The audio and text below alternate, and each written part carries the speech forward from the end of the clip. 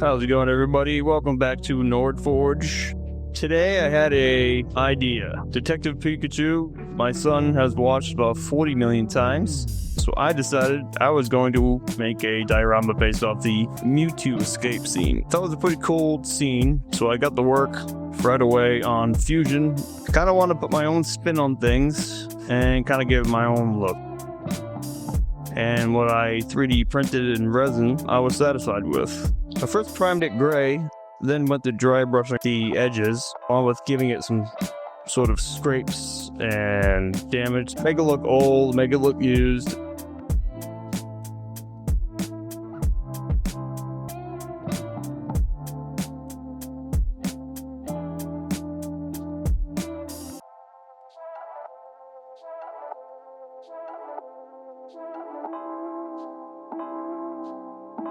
And then came Mewtwo himself. I had to mix up blue and red to get purple. I should have, looking back, went a little lighter, but it would have worked out just fine. There's a problem later on in the video, which you'll see, is why it turned a little bit darker.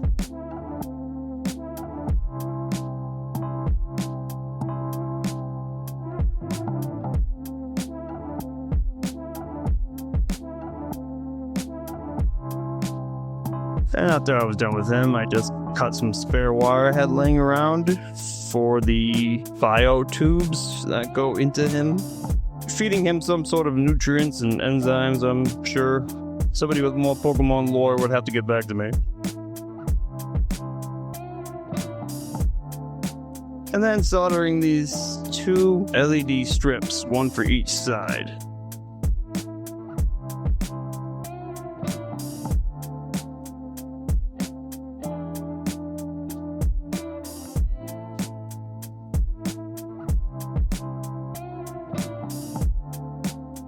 And I super glued them to the side. I did not want them coming off during the epoxy pour, so I made sure those were nice and secure right behind that lip so you couldn't quite see it. Now I needed something to secure Mewtwo in midair. I thought of a glue stick, but it was a little floppy. So I got out a straw, and as you can see here, I'm making my own epoxy stick.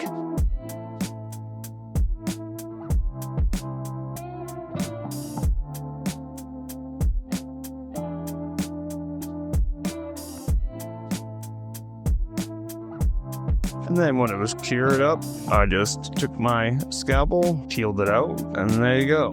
An idea for anybody in the future that has that problem, unless your project is light enough for a glue stick. And I used epoxy on both sides to secure him. And obviously this is UV resin.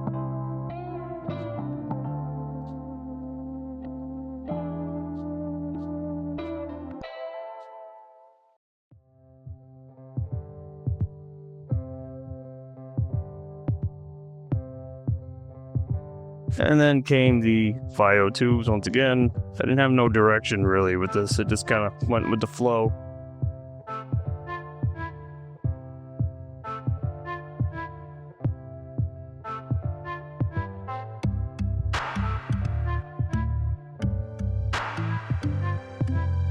Then came the epoxy pour. This is 3-part epoxy because this is deep pour epoxy.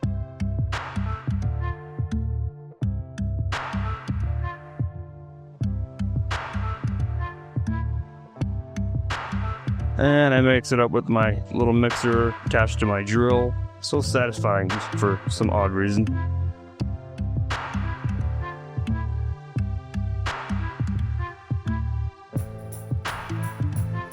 And I took my sweet time with this pour, just going very gently. Mewtwo was hollow, so I had to take even extra time.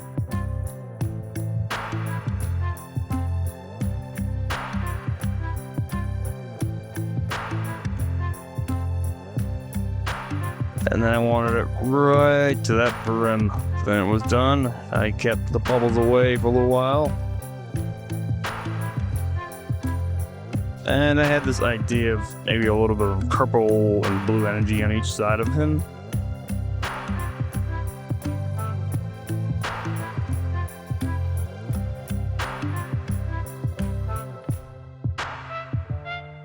Then 48 hours later, it was cured. So what happened was a chemical reaction. I messed up somewhere, and it overheats. And when I mean overheats, I mean it gets really, really hot. And what happened, I was left with this big spot, but I wasn't going to let it ruin my project. So I thought of breaking it up even more so, as you can see I'm doing here with my scalpel. I just created glass-like breaks as if he was just about to bust out. And to my surprise, you'll see it actually came out pretty decent.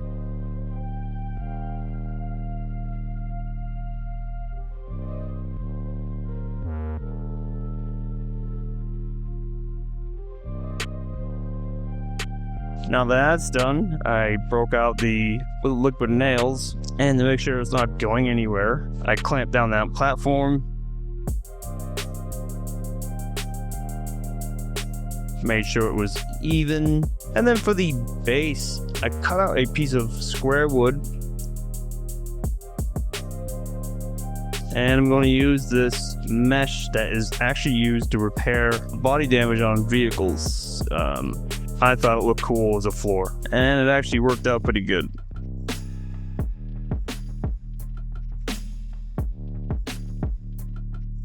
And for the sides, I wanted to try something a little different. Instead of paint, try something that was more a different texture, I guess. So I tried wire tape, and to my surprise, it actually wasn't that bad. It looked pretty cool.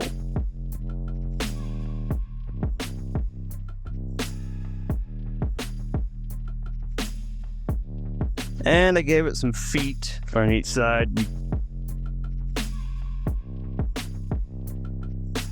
And dry brushed them. I wanted to give the feet kind of a different look than the floor had. If you're wondering about the wires that are outside of the incubator, I actually kind of wanted it that way. I wanted to give it a science manufactured type look, like an industrial look. Then I had an idea for a computer, because why not? So I went back to Fusion and designed one. And here it is, a few hours later, and I primed that gray. As you can see, kind of didn't have any direction for the buttons, so I just did black and blue, a little bit of red, as you'll see.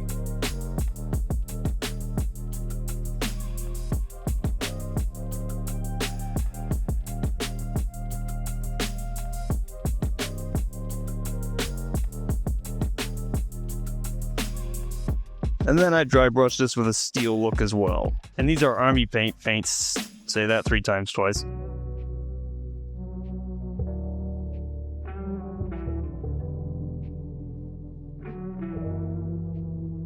I whipped up this little sign for display on Photoshop. Nothing crazy, but took a few prints to get the right size. And once I did, I used UV resin and spread it around with a toothpick and then cured it. So not only will it secure it, it will kind of give it that old-fashioned monochrome screen look, which I like.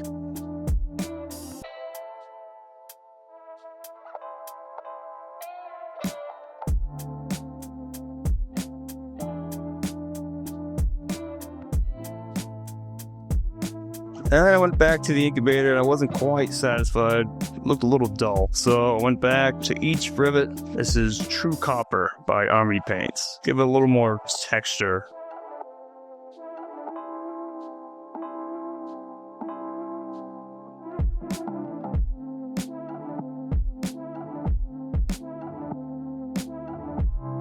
As you see, I wasn't quite done with that either. I went back, took some dark stain from Army Paints, and tried to give it a rust look.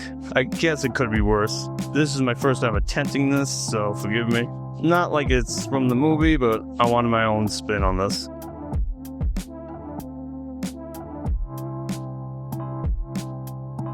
And then came attaching the computer, just a little super glue. I gotta say, this was a fun project, and even though it had its ups and downs, especially with the epoxy, it turned out alright. Looking back, I do things a little differently, but still, I think my son will like it, and it'll serve well as a nightlight. Thank you for watching, I appreciate it, and have a good week, guys.